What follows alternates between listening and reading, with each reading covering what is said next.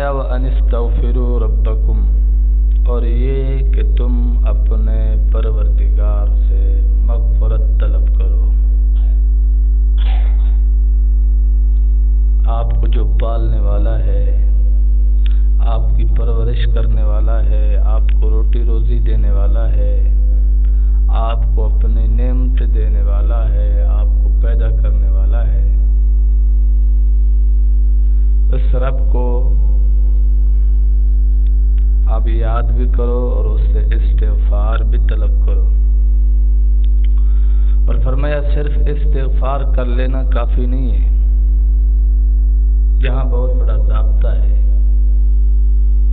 کہ جہاں آپ اپنے گناہوں کا اعتراف کرو، اللہ کے حضور رو، اپنے گناہوں کی معافی مانگو، تو صرف اتنا بات کافی نہیں ہے۔ فرمایا ثم توبوا الیہ، پھر اللہ کی طرف رجوع کرنا۔ یہ صیغہ امر کا ہے، توبوا الیہ، پھر تم اللہ کی طرف رجوع کرو۔ کیا مطلب ہے؟ گناہ چھوڑنے کا عہد کرو اللہ کے ساتھ، وعدہ کرو اللہ کے ساتھ کہ یا اللہ میں اب گناہ نہیں کروں گا۔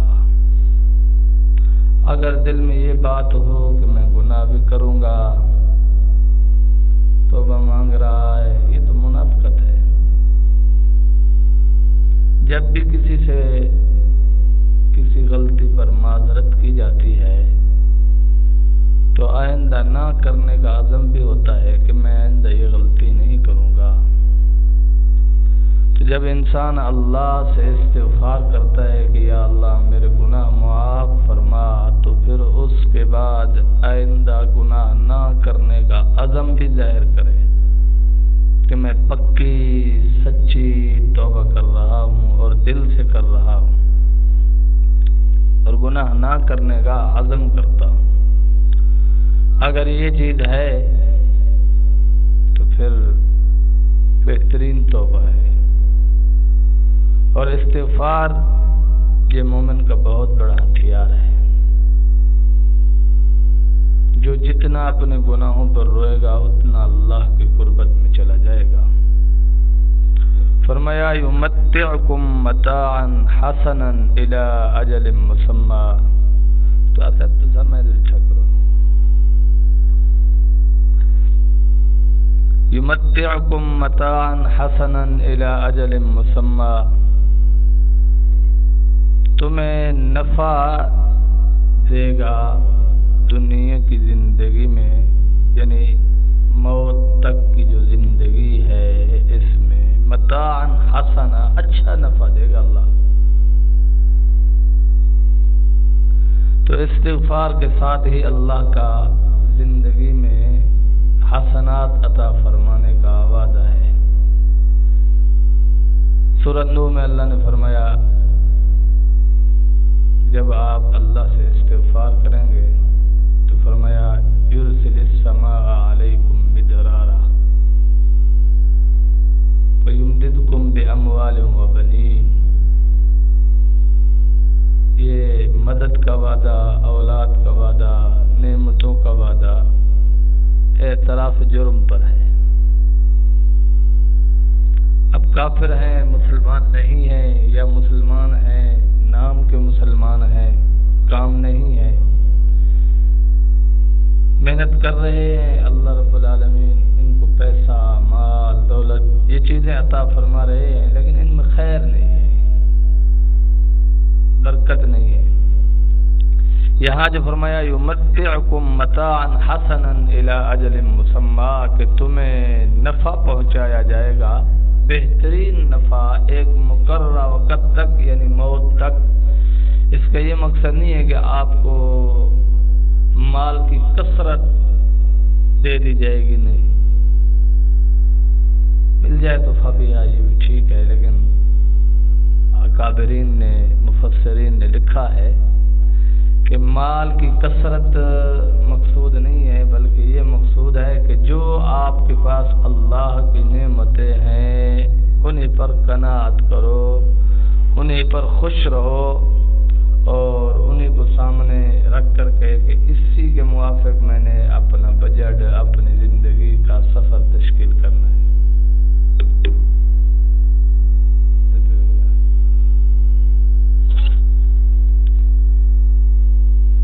اللہ اکبر۔ وعدانہ مجھے راہدنوں سے گلا نہیں، تیری رہبری کا سوال ہے، تو یہ بتا کہ قافلہ کیوں لٹا ہے۔ یہ نہ باقی سوال چھوڑ، قافلے والے کو جاگتا ہوا ہونا چاہیے۔ ثم توبوا الیہ، اللہ کی طرف جب رجوع کرے گا، خالی استغفار کرے گا۔ آپ نے نہیں دیکھا جٹ آدمی بیٹھے تھے نا، ان کے سامنے کوئی معاملہ آئے تو وہ دونوں ہاتھ جوڑ لیتے ہیں، اللہ معاف کرے، اللہ معاف کرے، اللہ میری معافی، لیکن گناہ چھوڑنے کو بھی تیار نہیں ہے۔ گناہ چھوڑے، گناہ چھوڑنے کی پریکٹس بھی کرے، اہل اللہ کے ساتھ رہے، گناہ چھوڑنے کا عزم کرے، گناہ چھوڑنے کی ہمت کرے، توبہ استغفار کے ساتھ یہ ضروری ہے۔ ایسا نہیں ہے تریاق، آدمی کو زہر لگ جائے، تریاق کھاتا ہے، زہر کا تریاق، تو زہر کا تریاق لینے کے بعد جب زہر کا اثر ختم ہو جائے تو پھر زہر پھانگنا شروع کر دے، اس کو کوئی عقل مند نہیں کہے گا۔ اس کو کہیں گے بہرحال تیری صحت تباہ ہو جائے گی، برباد ہو جائے گا، تم مر جائے گا، ختم ہو جائے گا۔ صحت کا وعدہ جو ہے وہ احتیاط کے ساتھ ہے، عمدہ خوراک کے ساتھ ہے۔ اسی طرح جو استغفار ہے یہ تریاق ہے گناہوں کا، تو اصل گناہ چھوڑنا ہے، گناہ چھوڑ کر جو تریاق استعمال کیا جائے گا وہ فائدہ دے گا۔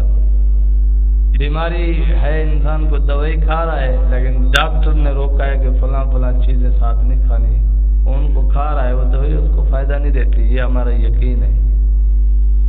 لیکن رب کریم نے فرمایا کہ تم استغفار کرو مجھ سے، پھر میری طرف رجوع کرو، تو رجوع نہیں کرتے ہم، گناہ چھوڑنے کی پریکٹس نہیں کرتے۔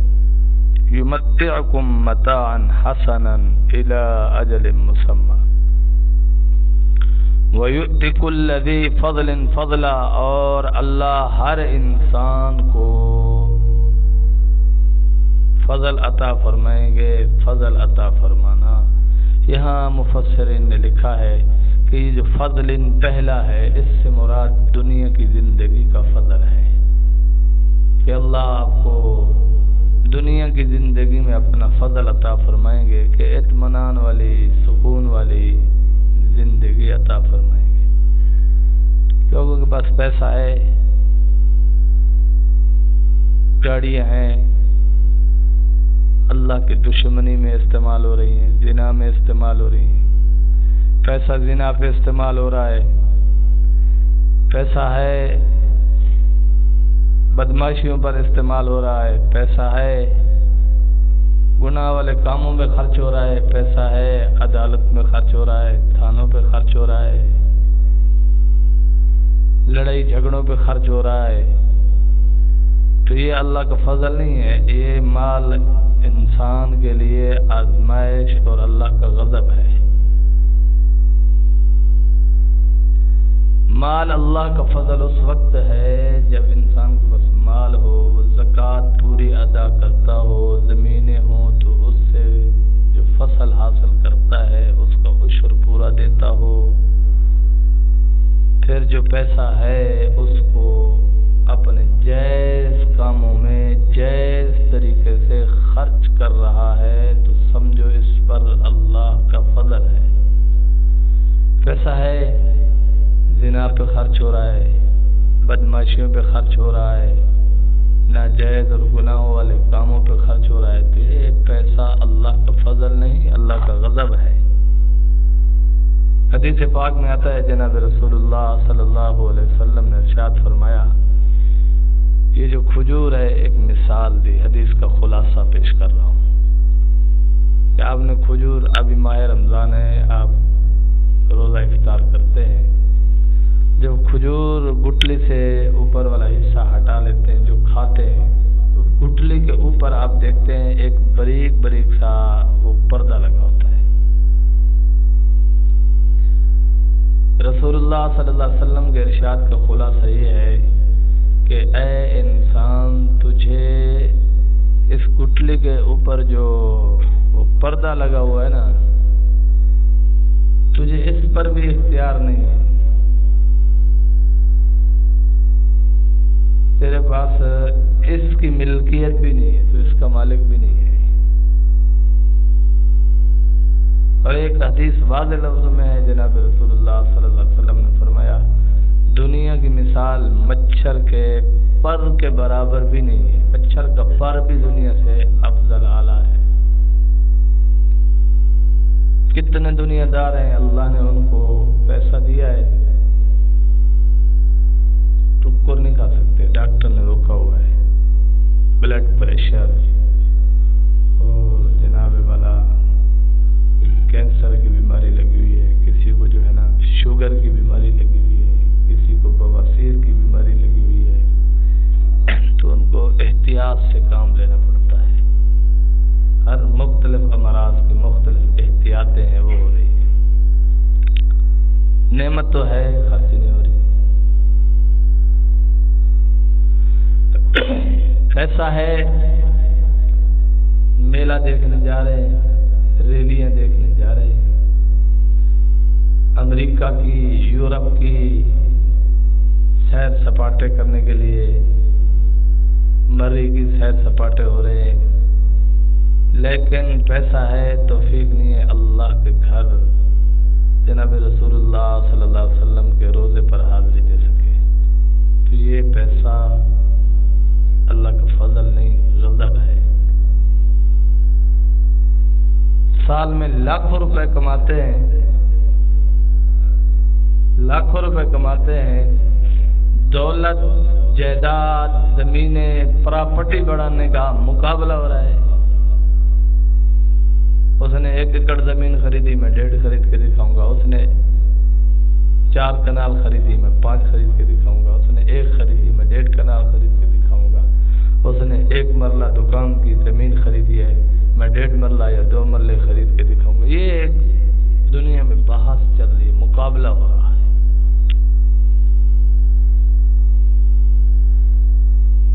اب اس پیسے کو کیا کرے گا؟ قبر میں ساتھ جائے گا. کوئی ایک آدمی تو ایسا دکھایا جو مرا ہو، اس کی کفن میں جیبیں لگی ہوئی ہو، یا وہ اپنے پیسے کو جپی پا کے ساتھ لے کے جا رہا ہو. 2 گز زمین کا ٹکڑا اور غالباً 6 گز اس کا کفن ہوتا ہے. مرد کا 3 ٹکڑے ہوتے ہیں، 2 گز کے لگا لو. اس کے علاوہ بیٹا یہ نہیں کہہ سکتا کہ ابا اس سے بات نہیں ہوگی، میرا کیا بنے گا، یہ آئی فون ہے میرا، یہ اوپو پرو ہے، یہ فلانی بلا ہے، یہ ساتھ لے جانا، جب قبر پہ پہنچ جانا مجھے فون کرنا. کوئی نہیں کہہ رہا. اور بھائی یہ مکان، یہ دولت، یہ دھن، یہ آپ کی جو شان شوکت ہے آپ کے باپ کی وجہ سے ہے. آپ نے باپ کو کہاں لے جا رہے ہو؟ کہا بھائی یہ مر چکا ہے، اس کو مٹی میں دفن کرنے جا رہے ہیں.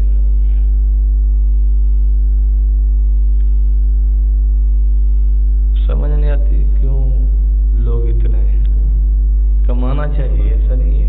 اسلام اس چیز سے منع نہیں کرتا. یبتغوا من فضل اللہ، اللہ تو حکم فرما رہے ہیں کہ میرا فضل تلاش کرو، خوب محنت کرو، جد جہد کرو.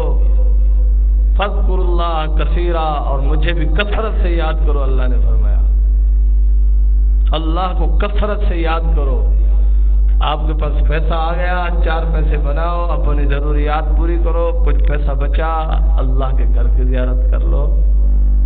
جناب رسول اللہ صلی اللہ علیہ وسلم آپ کے اور میرے آقا ہیں، آپ کے اور میرے سردار ہیں، آپ کے اور میرے سلطان ہیں. تو جناب رسالت میں آپ صلی اللہ علیہ وسلم کی بارگاہ میں حاضری دے لے. کیوں نہیں اس طرف دماغ پھر رکھتا ہے؟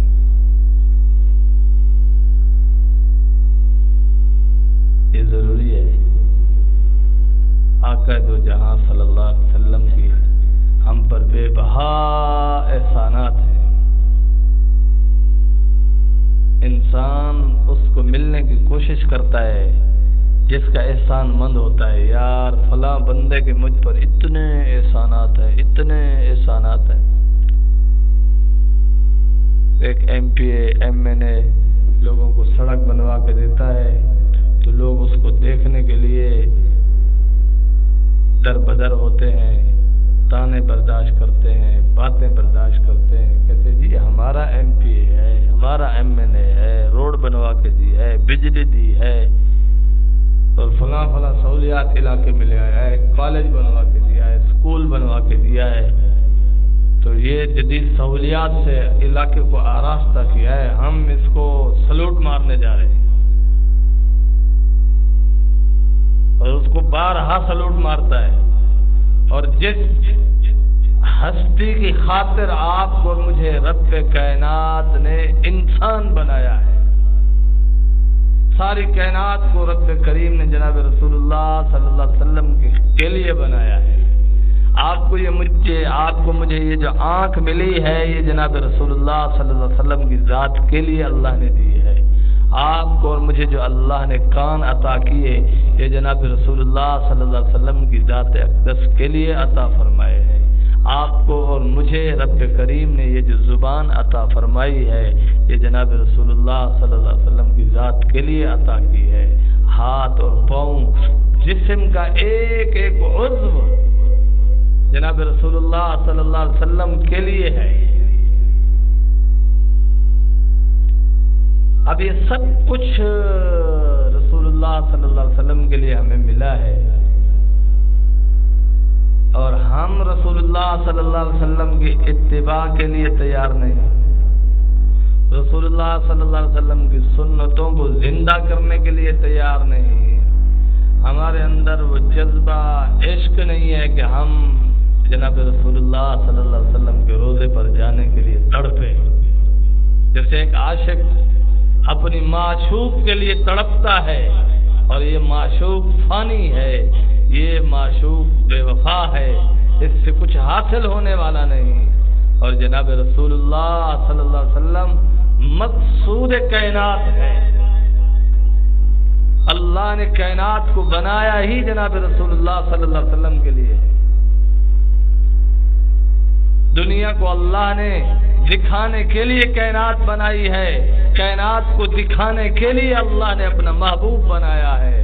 ساری نعمتیں دینے کے بعد رب نے احسان نہیں جتلایا، لیکن جب جناب رسالت مآب صلی اللہ علیہ وسلم کی ذات اقدس کو بھیجا تو انسانیت پر اللہ نے احسان جتلایا ہے کہ میں نے اپنا پیارا محبوب، اپنا لاڈلا محبوب، جس سے اللہ فرماتے میں محبت کرتا ہوں، میں نے اپنا محبوب آپ کو دے دیا۔ تو آپ کو اور مجھ کو اللہ نے اپنا محبوب دے دیا۔ اب محبت کا مادہ ہی نہیں ہے۔ رسول اللہ صلی اللہ علیہ وسلم کی محبت عوام کو سمجھ نہیں آتی۔ ایسے کم وقت نالائق ہیں، بس حیات ممات کا مسئلہ شروع کر دیتے ہیں۔ مطلب ہے کہ جناب رسول اللہ صلی اللہ علیہ وسلم کی جو حیثیت ہے محبت کی، وہ مرکزیت ہے کہ ہمارے دل کی حیات جناب رسول اللہ صلی اللہ علیہ وسلم کے عشق اور محبت سے ہے۔ اگر ہمارے دل میں رسول اللہ صلی اللہ علیہ وسلم کی محبت اور عشق نہیں ہے، ہمارا دل مردہ ہے، بیکار ہے، اور اس کی کوئی ضرورت نہیں ہے اللہ کو۔ اللہ نے جنت بھی بنائی ہے، جہنم بھی بنائی ہے۔ جہنم کو ایسے لوگوں سے بھریں گے جو اللہ اور اللہ کے رسول صلی اللہ علیہ وسلم کی محبت سے خالی ہوں گے۔ ہم کوئی برتن لے آتے ہیں گھر میں، یا ضرورت کی کوئی چیز لے آتے ہیں گھر میں، جب تک وہ ہمارے کام آتی ہے ہم اس کو اچھی طرح سنبھال کے رکھتے ہیں، دھو کے رکھتے ہیں، چمکا کے رکھتے ہیں۔ جب ہماری ضرورت ختم ہو جاتی ہے اس کو اٹھا کے باہر پھینک دیتے ہیں، پہلے کباڑ میں پھینکتے ہیں، پھر کباڑے سے بھی باہر نکال دیتے ہیں۔ یہ دل اللہ نے اپنی محبت کے لیے اور جناب رسول اللہ صلی اللہ علیہ وسلم کی محبت کے لیے بنایا ہے، اور اس دل میں جب اللہ کی محبت نہیں ہوگی، رسول اللہ صلی اللہ علیہ وسلم کی محبت نہیں ہوگی، پھر یاد رکھو اللہ رب العالمین نے جس مقصد کے لیے اس دل کو بنایا، یہ دل اس مقصد کے لیے بندے نے استعمال نہیں کیا، اللہ کی محبت سے اس بندے نے دل کو خالی کر لیا، رسول اللہ صلی اللہ علیہ وسلم سے اپنے دل کو خالی کر لیا، پھر یہ دل جب خالی ہوگا تو اس کا مقصد فوت ہو جائے گا، جس مقصد کے لیے اللہ نے بنایا وہ مقصد پورا نہیں ہو رہا، تو اللہ اس دل میں اپنا غضب اور قہر نازل فرمائیں گے، اور اللہ کا غضب اور قہر جب دنیا میں انسان کے دل میں نازل ہوتا ہے تو وہ ایسا ہے کہ انسان کے دل میں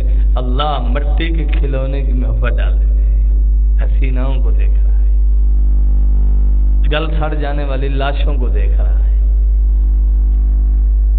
ان کے عشق میں مبتلا ہو کے خوار ہو رہا ہے، ذلیل ہو رہا ہے، برباد ہو رہا ہے۔ تو دنیا میں اللہ کا فضل، کل ذی فضل، دنیا میں اللہ کا فضل، اللہ کی محبت ہے، جناب رسول اللہ صلی اللہ علیہ وسلم کی محبت ہے، اور آپ علیہ السلام اور اللہ کی محبت کے تقاضوں کو پورا کرنا یہ اللہ کا فضل ہے۔ بڑی بڑی دولتیں ہیں، سکون نہیں ہے، تھوڑی سی رقم ہے، تھوڑی سی جائیداد ہے، تھوڑی سی زمینیں ہیں، اطمینان اور سکون ہے، تو اس طرف اپنی زندگی کو لے آئے اور گناہ نہیں چھوٹتے۔ تو اللہ والوں نے بڑی عجیب، ایک اللہ والے نے بڑی عجیب بات بیان فرمائی، فرمایا گناہ نہیں چھوٹ رہے، رات کی تنہائی میں کھڑا ہو، دو وضو کر، 2 رکعت نفل پڑھ، سجدے میں سر رکھ کے مولا کریم سے عرض کر، مولا میں تیرا پیدا کردہ بندہ ہوں، تیرا ہی ہوں، میں گناہ چھوڑنے کا عزم لے کر تیری بارگاہ میں آج حاضر ہوا ہوں، میرا نفس، میرے اعضاء تیرے حوالے ہیں، مولا میری حفاظت کر، میری حفاظت فرما کہ مجھ سے ہر قسم کا گناہ چھڑوا دے، اگر نہیں چھڑواتا تو پھر حساب نہ لینا۔ اتنا بڑا عزم لے کے اللہ کے سامنے، اور جب تو ایسے کہے گا اور سچے دل سے اللہ کے حضور رو کے کہے گا، اللہ میں کسی قسم کا گناہ نہیں کروں گا، آج گناہ نہ کرنے کا عزم اور ہمت لے کے تیرے سامنے آیا ہوں، اپنے گناہوں کا اعتراف کرتا ہوں، توبہ کرتا ہوں، آج کے بعد گناہ نہیں کروں گا، مولا میں اپنے اعضاء کو، اپنی صلاحیتوں کو تیرے حوالے کرتا ہوں، مولا میں کمزور ہوں، تو وہ علی کل شیء قدیر، ہر چیز پر طاقت اور قدرت رکھتا ہے، میں اپنے آپ کو تیرے حوالے کرتا ہوں، مولا مجھے ہر گناہ سے بچا لے۔ اتنی عزم اور استقلال کے ساتھ اور خلوص کے ساتھ اللہ کے حضور انسان اپنے آپ کو پھینک دے گا، ڈال دے گا، جھکا دے گا، تو پھر دیکھو کیسا انعام ملنے والا ہے کہ آپ دنیا میں رہ رہے ہو، لذت جنت کی آ رہی ہے۔ میرے دادا پیر حکیم اختر صاحب رحمۃ اللہ علیہ فرماتے تھے کہ آپ سوکھی روٹی کھا رہے ہو، مزہ کباب کا آ رہا ہے، اگر اللہ کی نافرمانی کرو گے کھا کباب رہا ہے لیکن لگ عذاب رہا ہے، لگ عذاب لگ رہا ہے، اس کا دماغ کہیں اور ہے، پریشانیاں ہیں۔ تو بہرحال فرمایا وَإِن تَوَلَّوْا فَإِنِّي أَخَافُ عَلَيْكُمْ عَذَابَ يَوْمٍ كَبِيرٍ، اگر تم لوگوں نے منہ موڑ لیا، روگردانی کی، اللہ کا حکم نہ مانا، اللہ کی مرضی کے موافق زندگی نہ گزاری، فَإِنِّي أَخَافُ عَلَيْكُمْ، حضور نے فرمایا میں آپ کے بارے میں ڈرتا ہوں، عذاب یوم کبیر، بڑے دن کے عذاب سے۔ بڑے دن سے مراد یہاں میدان حشر ہے، الی اللہ مرجعکم، اور اللہ ہی کی طرف الاللہ مرجعکم، اللہ ہی کی طرف تم سب کو لوٹنا ہے، وہو علی کل شیء قدیر، اور وہ اللہ ہی ہے جو ہر چیز پر طاقت اور قدرت رکھتا ہے۔ اور جب اللہ ہر چیز پر طاقت اور قدرت رکھتا ہے تو بندہ سچے دل سے اپنے آپ کو اللہ کے حوالگی کا اعلان تو کرے کہ اللہ میں تیرا ہوں، میرے اعضاء تیرے ہیں، میں خواہشات تیرے اوپر قربان کر رہا ہوں، میں اپنے جذبات تیرے اوپر قربان کر رہا ہوں، اللہ تو ہی میری حفاظت فرما، اللہ تو ہی مجھ سے گناہ چھڑوا۔ جب ہمت اور استقلال سے یہ میدان میں ڈٹ جائے گا تو انشاءاللہ معاملہ آسان ہو جائے گا، گناہ چھوڑنا مشکل ہی نہیں ہوگا، آسان ہو جائے گا۔ پھر گناہ چھوڑنے کی جو لذت آئے گی، جو مزہ آئے گا، جو سکون آئے گا، وہ زبان میں الفاظ